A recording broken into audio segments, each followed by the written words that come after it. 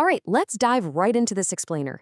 Today, we're unpacking a really highly charged political controversy, specifically looking at a recent, frankly explosive broadcast featuring commentator Beck and New York City Councilwoman Vicki Paladino. Now, right off the bat, we are not here to take sides. Not at all.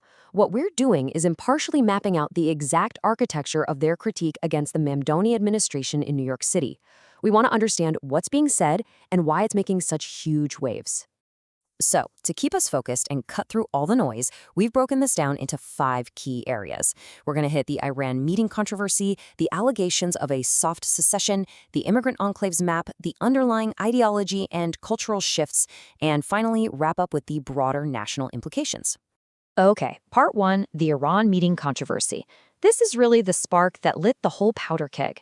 We're talking about a canceled meeting between New York City's International Affairs Commissioner and Iran's ambassador.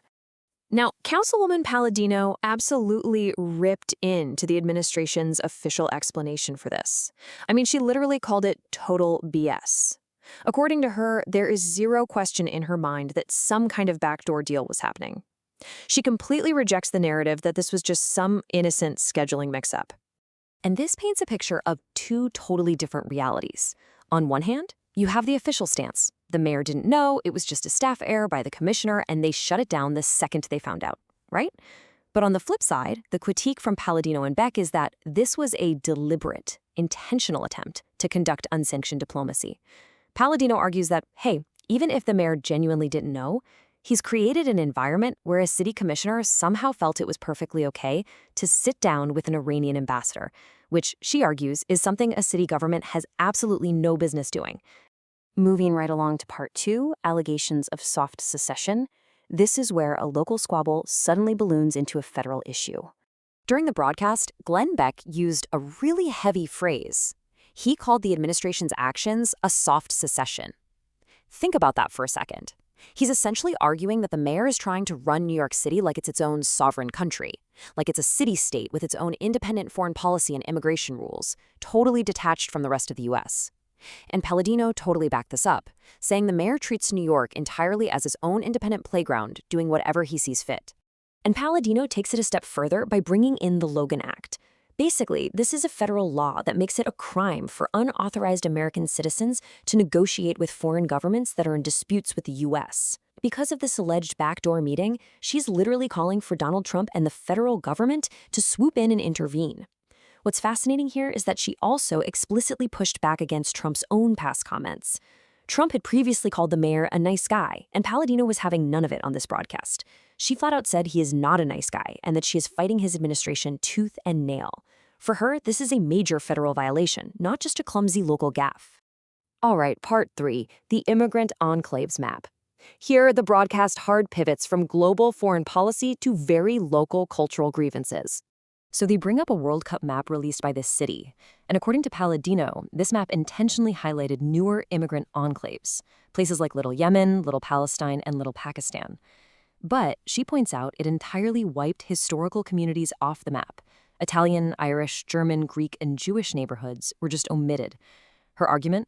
This isn't an accident. She believes it's a deliberate tool to keep people separated. In her view, the administration is actively pushing people into isolated enclaves rather than encouraging assimilation into one unified American culture. So she decided to hit back. Paladino literally went and declared her own district Little America. Her stated goal here is to push for cultural unity, bringing everyone together under a single umbrella instead of carving them up by nationality. And you know what? This messaging clearly struck a chord with her base. It spread like wildfire online, to the point where it actually inspired a viral AI-generated anthem about the Little America push. It's just wild how a fight over a local municipal map can suddenly trigger this whole internet cultural movement. Which brings us to part 4, ideology and cultural shifts, or what the hosts call the Green-Red Alliance. This is where we get into the why behind all these allocations. Beck spends some time questioning the core ideology driving the mayor.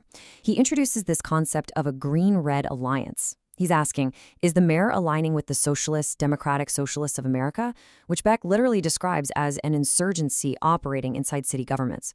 Or is he pushing an Islamist agenda? Paladino chimes in to say she thinks it's heavily leaning toward an Islamist vision, though she notes it borrows a lot from the Marxist playbook too. So we are leaping from arguing about city zoning and maps to debating massive global ideologies. To back up this claim of an ideological takeover, Paladino lays out a very specific timeline. She starts in January, pointing out that the mayor took his oath of office on the Quran instead of a Bible. Then she jumps to April, highlighting a Ramadan ceremony inside City Hall, complete with prayer mats, asking rhetorically if a Catholic priest would get the same treatment. Then, July. Amplified calls to prayer echoing through the streets of Astoria. Actually, she makes a point to mention Astoria was traditionally a huge stronghold for Greek and Italian families. She argues these rapid, visible changes are deeply alienating longtime residents. To drive this home, she shared this pretty striking anecdote. A 9/11 widow supposedly reached out to her, trying to organize a push to ban the mayor from the upcoming 25th anniversary memorial, because she feels he fundamentally betrays the city's values. And finally, part 5, the broader national implications. Because we have to ask, does this stop at the 5 boroughs? For Beck and Paladino, the answer is a resounding no. This is the big warning they are flashing for their audience. They firmly believe this DSA-style ideological shift isn't just a quirky New York thing, it's a template. Paladino specifically calls out that while New York is the biggest testing ground, they are seeing this exact same playbook gaining footholds in places like Boston and all across Minnesota. They are essentially framing New York City as ground zero for a highly coordinated national ideological battle. So, what does this all mean for the rest of us? As we wrap up this explainer, I want to leave you with a question to chew on. As local city politics increasingly mirror the extreme, deeply polarized divisions we see on the national stage, how are these ideological clashes going to reshape the future of American towns and cities? Are we looking at a future where your local city council operates with the same ideological fervor as Washington, D.C.? It's a lot to think about. Thank you so much for joining me to unpack this really fascinating source material. And as always, keep questioning how the local impacts the national.